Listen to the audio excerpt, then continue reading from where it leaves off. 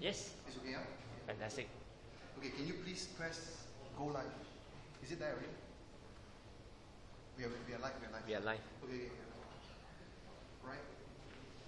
Okay, guys. Good afternoon, everybody. Right. Thanks for coming. I actually tricked you guys, right?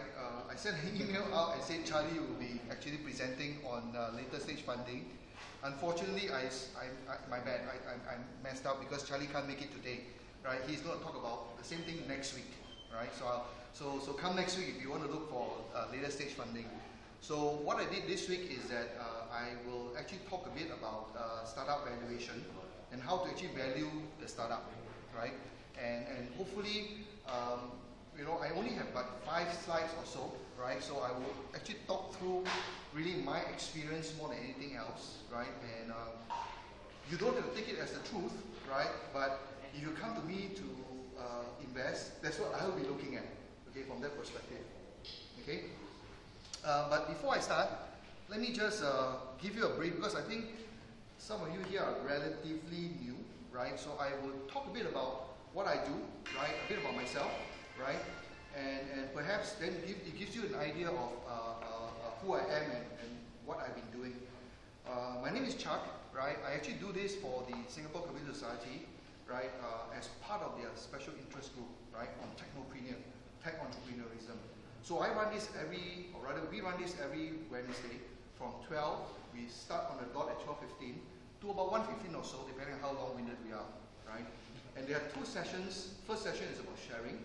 The second session is about a startup actually doing sort of pitch, right? But it's not a competitive pitch, more of sharing what they are doing, right? So it gives you guys, or rather give the startup an idea how receptive a group like you guys will be, right? And it's a good practice. So I started my career with a company called Arthur Andersen, which is no longer around, but I work for the consulting division, right? So I spent, so they became Andersen Consulting, and now they are Accenture, right? I spent just less than 10 years with them. I started in the mid-80s. In the mid-90s, I started my own company. So I built it from 3 people to 300, and then we sort of sold it, right? And bumped around a couple of years, and not knowing what we want to do. And I started actually Stream Global together with 2 or 3 friends in 2007, 2008. The idea at that time was really to help the startup community to actually cut short time to market, right? Literally, you know, when I started my firm in the mid-90s, right, I have nobody really to talk to, right? I have my partners, of course, but whoever that actually knows my space tend to be my competitors, right? And I can't really share a lot of things with them, right? So there's a lack of really mentors available. So we thought that, you know, that market is quite good. But how much do you pay a mentor? Or do you pay mentor at all, right? And I'm very adamant, right, that it is very difficult for you to say, I'm a mentor, I want $10,000, or I want 5% of a company, or 50% of a company. Because it is actually very difficult proposition to a startup, right? So what we did was that we wanted to run projects for them and say, okay, if this thing is successful, you pay me X amount of dollars. But anything that is free is of no value, right? So therefore, there must be a value to it. So we decided then to actually invest in startup, right? And with that, right, we become relatively active partners with the startup. And from there, we are in the same goal. So that's what we have been doing for the last 10 years or so. So my partners are, all of us have actually been in a corporate, right? So whether it's, and most, if not all of them, were in tech companies, right? I'm probably one of the youngest with about almost 30 years experience in the tech industry. So you can imagine my partner is a little bit more experienced than I am. And each one of us are focused, while in tech, in different industry, right? Financial services, media, travel, and so on. So we actually see a wide range of industry. And basically, we want to be operationally involved, right? But we don't want to run the company, right? Meaning that we will get advice, right? But we won't make decisions for the company, right? And that's our role. right? And I think that's what mentoring is all about. Okay, these are my partners: Bill, Wilson, Billy, Robert, Chinhu, and Casey. Some of you may know some of them, but basically they are probably in the industry. So let me go straight into fundraising. Right? How do you valuation? So here are some terms that you guys must know when you talk about fundraising or valuation. Right? First of all, what is pre-money versus post-money? Right? This is a term that is actually thrown out very often, and I'm quite surprised that most startups don't really know how to differentiate this. Right? Pre-money is your valuation, right, before your money comes in. Right? So therefore, if you are, let's say, valued at $1 million, right, and I put in $100,000, your pre-money is 1 million, post-money is 1.1 million. Okay? And the division, how you calculate is actually the percentage, right, is 100,000 divided by 1.1 million, not the other way around. Okay, you always calculate your enlarged share from your post-valuation. Okay? So that's actually quite an important distinction, right, on how to calculate your so it's not, so if I give you 100,000 for your 1 million valuation, it's not, I don't own 10%, I own slightly less than 10%. Okay? Right? So that's how the calculation is being done. Fix it anywhere, please. Okay? Front row lah. Good value. Okay. Any question on that? Okay, the next one is lead investors versus investors, or lead investors versus no lead investors. Okay, so what does that mean? In some of the deals, right, if you have more than one investor, right, sometimes one person take the lead, or one organization take the lead. And that guy is the one that actually negotiates all the terms with you. Okay? For your sake, right, I hope as a startup, you don't have that role. You don't have that. Right? Just do a simple, you control the terms. Yeah? In terms of investment. So that means you say, okay, I am worth $1 million, right? And basically you get 10%, you put in so much money. Right? And that would be it. Because if you have an investor, right, that investor may control what the terms are and what the valuation is, and the rest will follow. Okay? Right, so that's the difference between the two. Then the question people ask me is that, why some investors take common shares and some investors take preference shares? Technically speaking, any organizations which is probably after the incubation and acceleration point will ask for preference shares. Right? It's up to you to convince them to take common shares. Okay, what's the difference between the two? Right? Common shares is usually when you go to Accra and you register a certain percentage, right? That would be the common shares. Preference shares comes with certain preferences, right? So, and sometimes one preference share may convert into more than one or less than one common share, depending on how your negotiation goes, right?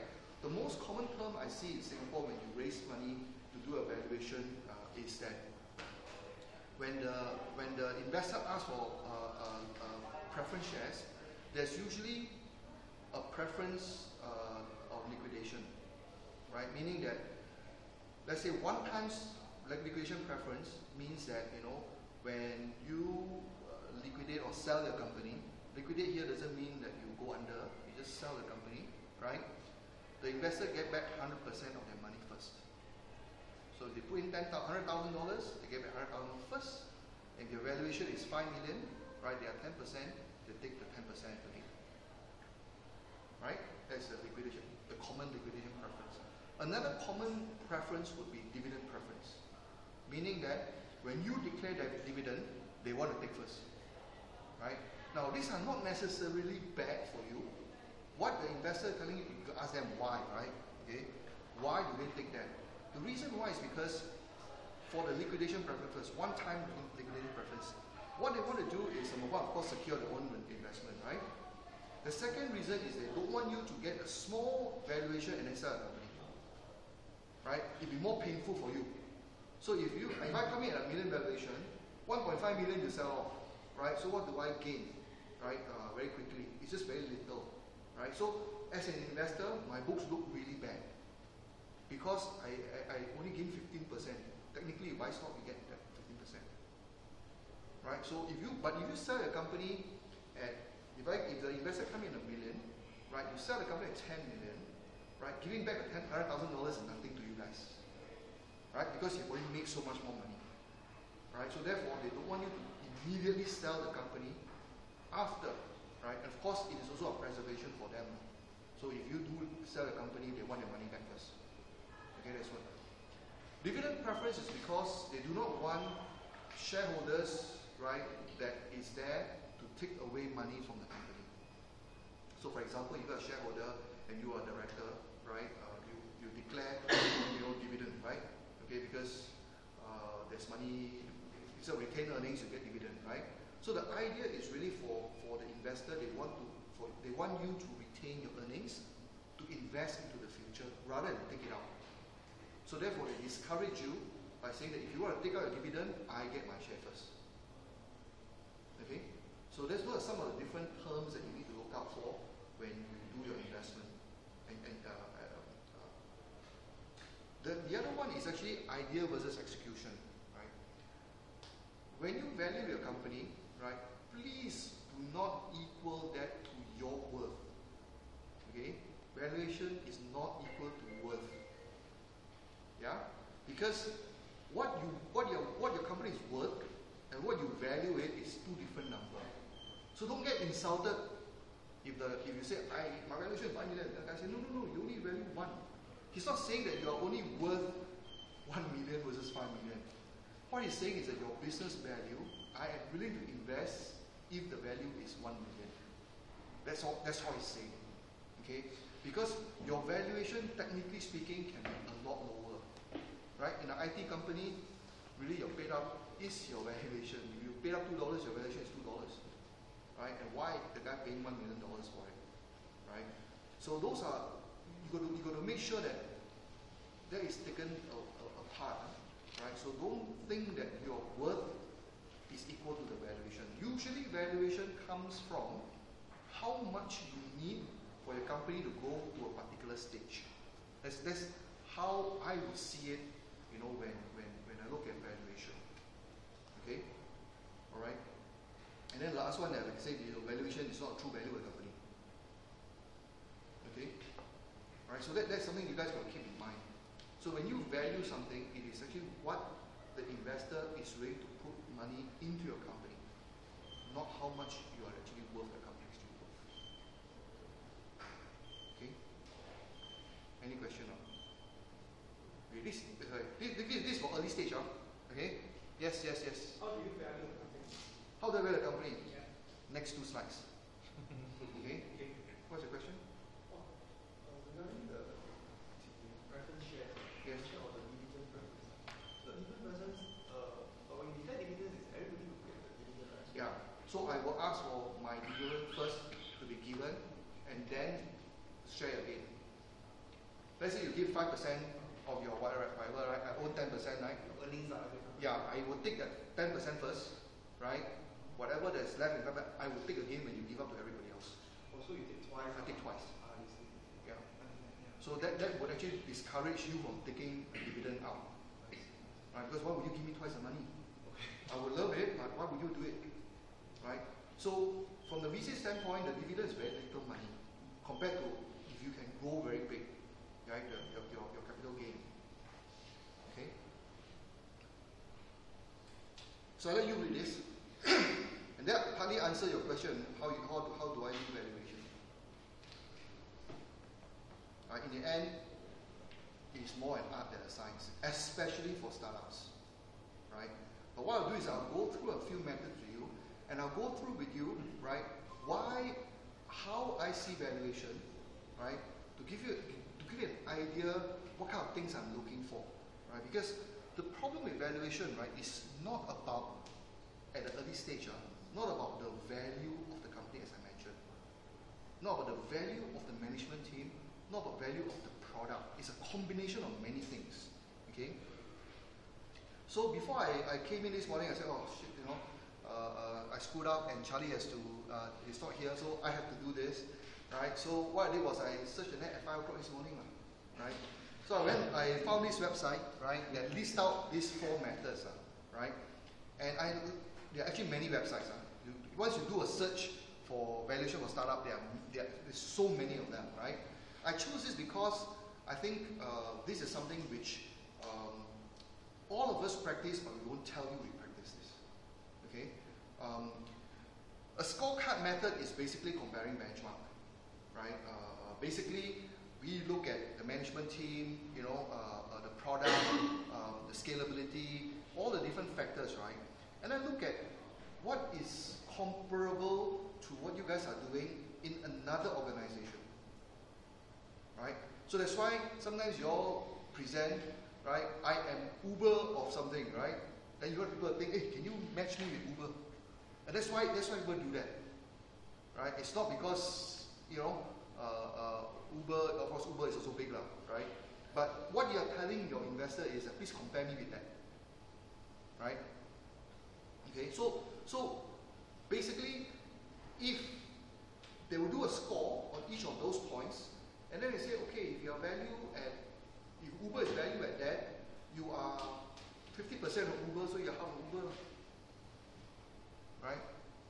Okay, so that's how the scorecard method works. The other one is a checklist, which is quite similar to the scorecard, except this is closer to the investor. So me as an investor, I have a checklist of many things, right?